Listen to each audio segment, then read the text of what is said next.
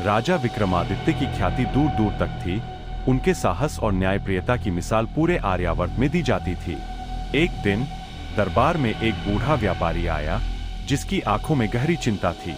उसने कहा, महाराज, समुद्र तट पर मेरा जहाज डूब गया, पर यह साधारण हादसा नहीं था।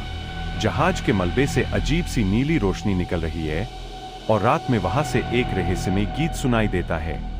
जो भी उस गीत को सुनता है वह पागल होकर समुद्र की ओर भागता है और कभी लौटकर नहीं आता। विक्रमादित्य ने तुरंत जांच का निश्चय किया। समुद्र का रहस्यमय तट। रात के अंधेरे में चांदनी लहरों पर चांदी बिखेर रही थी। दूर से वही गीत सुनाई दिया, इतना मधुर जैसे 1000 वीणाएं एक साथ बज रही हों, पर उसमें एक दर्द छिपा था। विक्रमादित्य ने अपने कानों को ढकते हुए तट की ओर कदम बढ़ाए। अचानक लहरों से एक अद्भुत दृश्य उभरा। एक जलपरी, उसके बाल सागर की लहरों जैसे और आंखों में नीला जादू। उसने कहा, वीर विक्रम, मुझे इस शाप से मुक्ति दिलाओ, नहीं तो यह तट रक्तरंजित हो जाएगा। जलपरी ने बताया कि वह कभी अलियाना नाम की राजकुमारी थी, जो समुद्र के नीचे स्थित नागमरीन राज्य में रहती थी।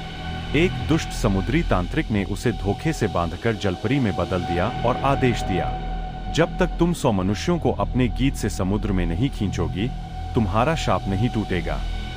अलियाना ने अपने गीत से बहुत लोगों को बचाने की कोशिश की, पर तांत्रिक का जादू हर बार उन्हें खींच लाता। अब वह विक्रमादित्य से मदद मांग रही थी। समुद्र के भीतर का संग्राम। विक्रमादित्य ने अपने मंत्रज्ञ राजपुरोहित से एक विशेष शक्तिबाण बनवाया, जो जादू की जंजीरों को तोड़ सकता था। अगली रात वह जलपरी के साथ गहरे समुद्र में उतरे। नीले अंधकार में तांत्रिक एक विशाल समुद्री नाग पर सवार काले शंख से मंत्र फूंक रहा था। विक्रमादित्य ने नाग का रास्ता रोका और गरजकर बोले, दुष्ट, निर्दोषों पर अत्याचार का अंत यही होगा। भयंकर युद्ध हुआ। लहरें उफान मारने लगीं, बिजली सी रोशनी समुद्र के भीतर चमकी। आखिरकार विक्रमादित्य ने शक्तिबाण चलाया, जादुई जंजीरें टूट गईं, तांत्रिक का शंख चूर-चूर हो गया। अलियाना फिर से अपने असली रूप में आ गई, समुद्र के राज्य की राजकुमारी। उसने विक्रमादित्य को एक मोती दिया जो सदा सागर की रक्षा करेगा। वह मुस्कुराकर बोली, जब भी इस मोती को समुद्र की लहरों में डुबाओगे, मैं तुम्हारे सहायतार्थ आ जाऊंगी।